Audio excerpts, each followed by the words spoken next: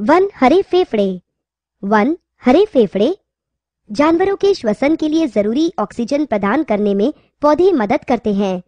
पर्यावरण में वे ऑक्सीजन और कार्बन डाइऑक्साइड के बीच संतुलन बनाए रखते हैं। इसी वजह से वनों को फेफड़े कहा जाता है। यदि यह संतुलन बिगड़ जाए तो जल चक्र भी प्रभावित हो जाता है।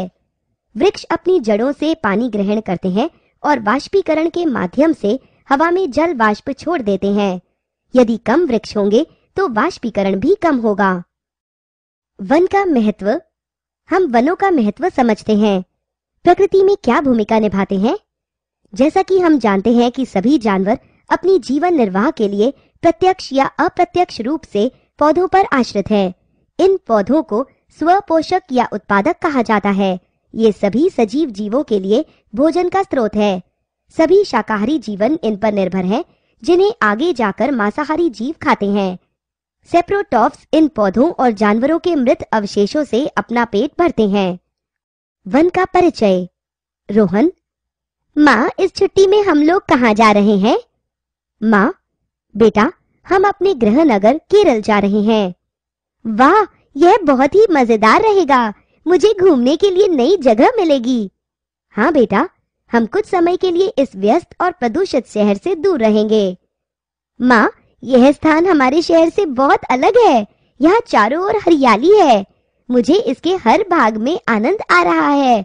माँ, आपका धन्यवाद। माँ, शुक्रिया बेटा। रोहन, क्या तुम मुझे प्रकृति में वनों का महत्व समझा सकती हो? माँ, बिल्कुल बेटा, ये वन हमारी जीवन रेखा है। वे हमारे लिए बहुत महत्वपूर्ण है। यह वन्य जीवों का आभास है। इन वनों में रहने वाले जानवर वनों की पर्यावरणीय स्थितियों के अनुसार अलग अलग होते हैं। जैसे शीत क्षेत्रों में आपको लामा, पहाड़ी बकरी और हिम तेंदुए मिलेंगे, जबकि मध्यम जलवायु वाले वन्य क्षेत्र में शेर, हाथी और हिरण मिलेंगे।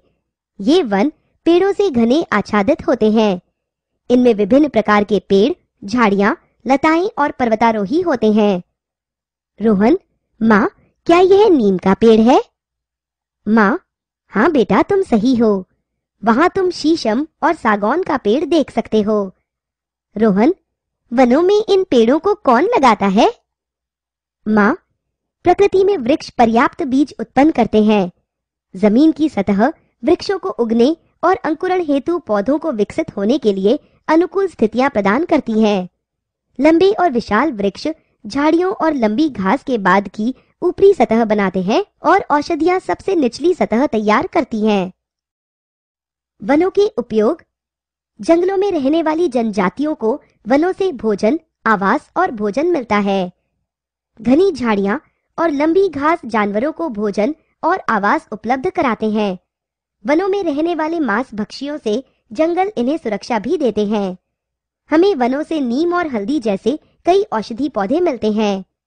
बंद कैनोपी और वनस्पतियों की कई परतें वर्षा की बूंदों की गति को धीमा करती हैं। इनसे वाष्पोत्सर्जन और वाष्पीकरण कायम रहता है और आसपास के क्षेत्रों में अच्छी बारिश लाने में मदद मिलती है। जड़ तंत्र पानी को जमीन के अंदर जाने में सहायता करता है तथा जल तालिका को बढ़ाता है। उन शहरों की तरह नहीं जहां वर्षा के पानी को जमीन समाने के लिए जगह ही नहीं बची है। वे हमें टिम्बर, कागज, गोंद, फाइबर, रेजिन जैसे कई उत्पाद देते हैं। वन शोर को भी अवशोषित कर लेते हैं।